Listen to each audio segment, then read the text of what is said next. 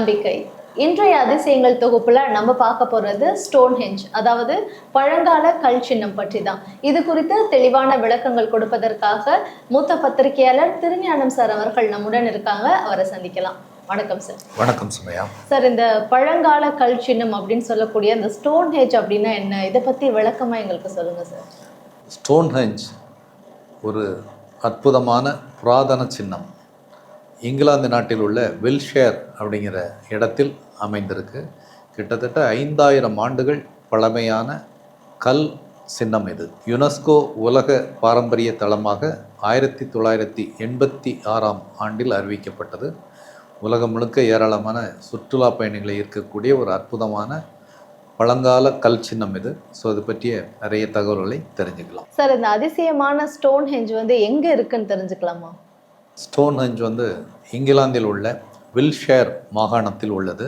Salisbury plain அப்படின்னு சொல்லக்கூடிய Salisbury சமவெளியில் இது அமைந்துள்ளது. லண்டனிலிருந்து 140 கிலோமீட்டர் தொலைவில் உள்ளது. சாலிஸ்பரி நகரிலிருந்து 13 கிலோமீட்டர் தொலைவில் உள்ளது. சுற்றிலும் புல்வெளிகள், மலைகள் சூழ்ந்த ஒரு சமவெளி பகுதியில் இது அமைந்துள்ளது. சார், இந்த ஸ்டோன்ஹெஞ்ச் எப்போது உருவாக்கப்பட்டது சார்? ஸ்டோன்ஹெஞ்ச் கிமு 3100 முதல் கிமு 1600 வரை, கிட்டத்தட்ட 5000 ஆண்டுகள் பழமையானது. பல்வேறு கட்டங்களில் இது உருவாக்கப்பட்டிருக்கு. கார்பன் டேட்டிங், அதே மாதிரி இதன் அருகில் கண்டுபிடிக்கப்பட்ட பல்வேறு தொல்பொருள் கண்டுபிடிப்புகள், இவை பற்றிய ஆய்வுகள், இது எல்லாமே இந்த காலகட்டத்தை கிட்டத்தட்ட 5000 ஆண்டுகளுக்கு முன்பு உருவாக்கப்பட்டது. ஒரு 1000 ஆண்டுகள் பல்வேறு கட்டங்களில் உருவமைக்கப்பட்டது அப்படிங்கிற தகவலை உறுதிப்படுத்தி இருக்கின்றன. சார், இந்த ஸ்டோன்ஹெஞ்ச் அப்படின்றது எவ்வளவு பெரியதா இருக்கும், எவ்வளவு கற்களை உள்ளடக்கியதா இருக்கு சார்? ஸ்டோன்ஹெஞ்ச் ஒரு வட்ட வடிவ கல் வளையம். இதனுடைய விட்டம் கிட்டத்தட்ட 100 அடி. தற்போது இதில் இருக்கக்கூடிய பெரிய கல்களின் எண்ணிக்கை கிட்டத்தட்ட 83. ஆனால் இது தொடக்கத்தில் 100 அல்லது 150 கற்கள் வரை இருந்திருக்கலாம் என்று கருதப்படுகிறது. சார், இந்த ஸ்டோன்ஹெஞ்ச் வட்ட வடிவ கல் அமைப்பில் இருக்குன்னீங்க. அப்போ இதோடைய கட்டமைப்பை எப்படி வடிவமைச்சிருக்காங்க சார்? ஸ்டோன்ஹெஞ்சினுடைய அமைப்பை ஏரியல் வியூவாக பார்த்தீங்கன்னா ஒரு 3 வகை வளைவுகள் தெரியும். ஒன்று வெளி வளையம், அடுத்தது உள் வளையம், மூன்றாவது குதிரை வளைவு வடிவம் அப்படின்னு சொல்கிறாங்க. இது ட்ரிலித்தான்ஸ் அப்படின்னு ஆங்கிலத்தில் குறிப்பிடுகிறார்கள். இந்த 3 வளையங்களையும் பார்த்தீங்கன்னா, முதல்ல வெளி வளையம். வெளி வளையம் கார்சன் கற்கள் அப்படின்னு சொல்கிறாங்க. இவை கொஞ்சம் பெரிய பிரம்மாண்டமான கற்கள். சராசரியாக 7 மீட்டர் உயரம் கொண்டவை, 2 மீட்டர் அகலம் கொண்டவை, சுமார் 25 டன் எடை கொண்டவை. இந்த சார்சன் கற்களுக்கு மேலே இணைப்பு கற்கள் வைக்கப்பட்டுள்ளன. அவை ஒவ்வொன்றின் நீளம் கிட்டத்தட்ட 3 மீட்டர். அவற்றின் எடை கிட்டத்தட்ட 15லிருந்து 20 டன். ஸோ இதுதான் வெளி வளையம். ஆரம்பத்தில் கிட்டத்தட்ட 30 பிரம்மாண்டமான சார்சன் கற்கள் அமைக்கப்பட்டன. ஆனால் தற்போது ஒரு 17 சார்சன் கற்கள் மட்டுமே இருக்கின்றன. இதற்கு அடுத்தது உள்வளையம். உள்வளையம் ஒப்பீட்டு அளவில் சிறிய கற்கள். இவை ப்ளூ ஸ்டோன் எனப்படும் சிறிய கற்கள்.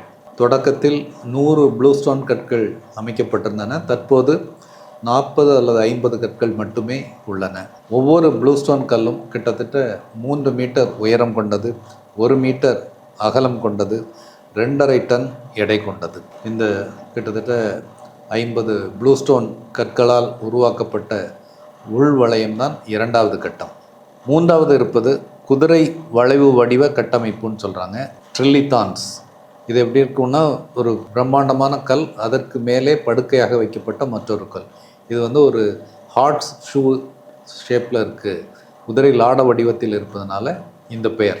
இந்த ட்ரிலித்தான் பகுதியில் இருக்கக்கூடியது சார்சன் கற்கள் தான். பெரிய கற்கள், கிட்டத்தட்ட 9 மீட்டர் உயரம் கொண்டவை, 2 மீட்டர் அகலம் கொண்டவை, 30 முதல் 50 டன் எடை கொண்டவை. மேலே உள்ள இணைப்பு கற்கள் 15லிருந்து 20 டன் எடை கொண்டவை.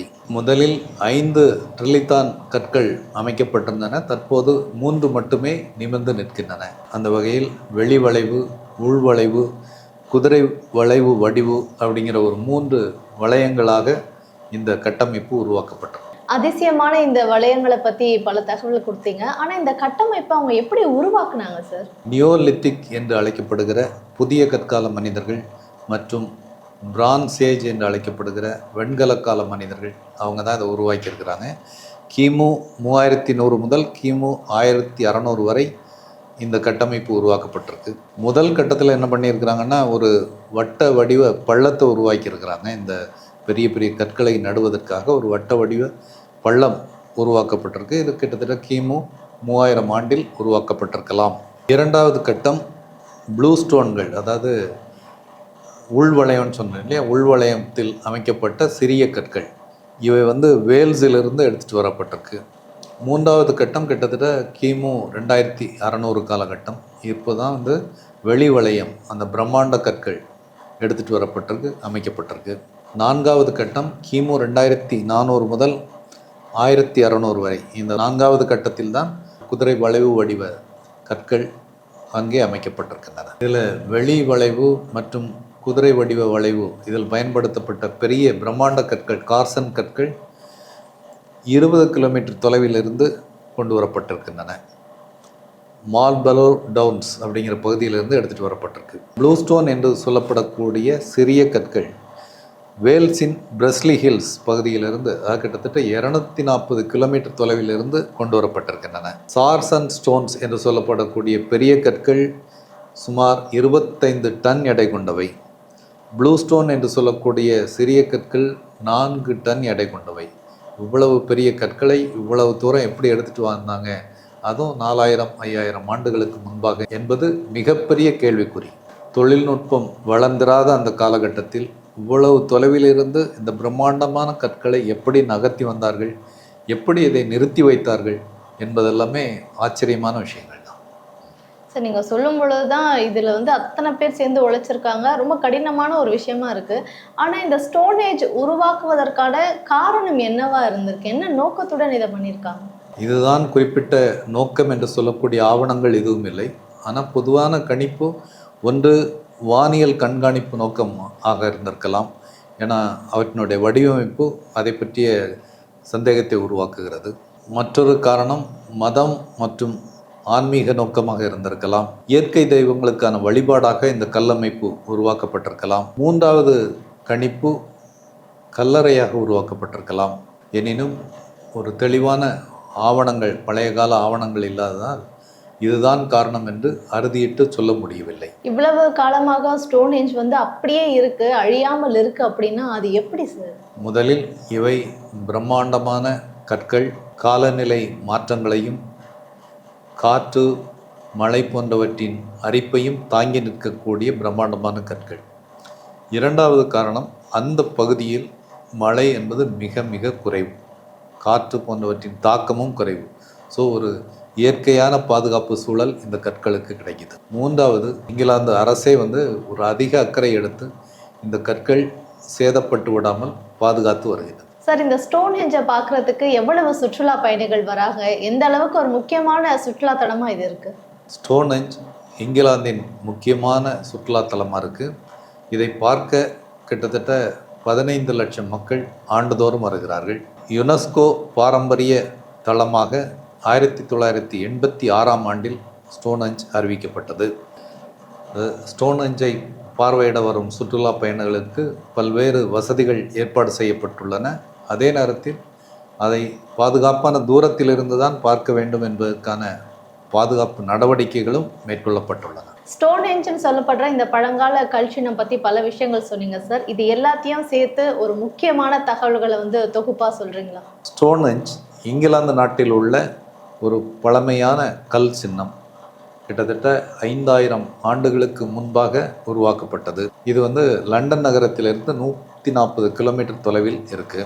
80க்கும் மேற்பட்ட பிரம்மாண்டமான கற்களை கொண்டு உருவாக்கப்பட்டுள்ள ஒரு 3 வளையங்கள் கொண்ட அமைப்பு இது. கிட்டத்தட்ட 2.5 டன் எடை கொண்ட சிறிய கற்களும் 25 டன் எடை கொண்ட பெரிய கற்களும் பயன்படுத்தி இவை உருவாக்கப்பட்டிருக்கின்றன.